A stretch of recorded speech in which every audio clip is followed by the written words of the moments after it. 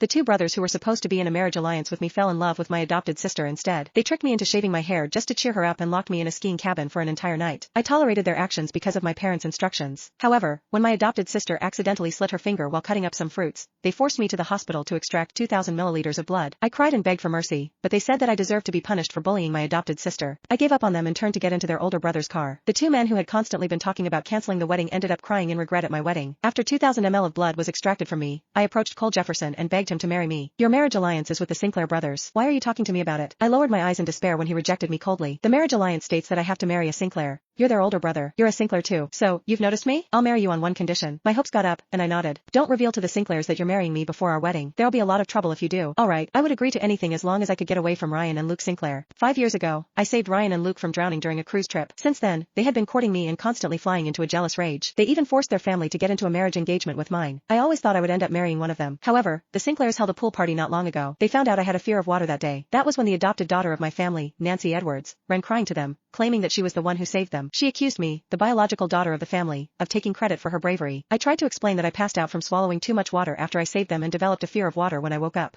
I had not dared to swim since then. Although I provided evidence with a doctor's diagnosis report, they did not believe my words. They accused me of being the world's most unscrupulous heiress. Not only did I bully my adopted sister, but I even took credit for her good deed. I deserved to die in their eyes. I was not a clingy person. I begged my parents to cancel the engagement, but they wanted to be associated with an influential and powerful family like the Sinclairs and only instructed me to focus on preparing for the wedding no matter how hard I cried and begged. There was no other choice. I tried to be nice to the Sinclair brothers, but all I received in return were insults and bullying that were worse than the last. One time, Nancy's fringe was ruined by a hairstylist. To cheer her up, they tricked me into believing they had cancer and needed chemotherapy. They wanted my hair for a wig as I was their fiancé and it would be considered a wedding present for them. I shaved off my hair, which I loved a lot, as promised, but all they did after that was laugh at me while holding Nancy in their arms. You live up to the name of being a scheming woman who wants to climb the social ladder. You're really determined to get what you want. How could you do such a cruel thing to yourself? Do you think you can make us like you because of this? Too bad you're nothing compared to Nancy. You're just garbage that likes to take another person's credit. It doesn't matter that we're engaged. The moment you marry into the family, you would have stepped into hell. Nancy trampled on the strands of my black hair, which was littered all over the floor, with contempt. Her eyes were filled with disdain for me. No one was around to protect me back then, so I had no choice but to let you bully me. Things have changed between us now. It doesn't matter who your husband will be in the future. He'll only love me. With that, the three laughed happily. However, there was one thing they forgot. Ryan and Luke were not the only Sinclairs in their generation. They had another older brother who had long been forgotten, Cole. It finally felt like my life had gotten on the right track after I got out of Cole's car. Nancy kept creating trouble as the wedding date got nearer. Every time she flew into a temper, the Sinclair brothers would torture me just to cheer her up. It drained me mentally and emotionally. I was really exhausted. I might have promised Cole not to reveal that I was getting married to him, but I still decided to stop running after the Sinclair brothers and begging them to love me. When I pushed the door open, Nancy was twirling while dressed in my wedding gown. Ryan and Luke were smiling at her. Their love for her was so obvious. They pursed their lips at the same time when I entered. Didn't you pretend to pass out to get hospitalized? You acted like you had anemia and refused to donate your blood this morning.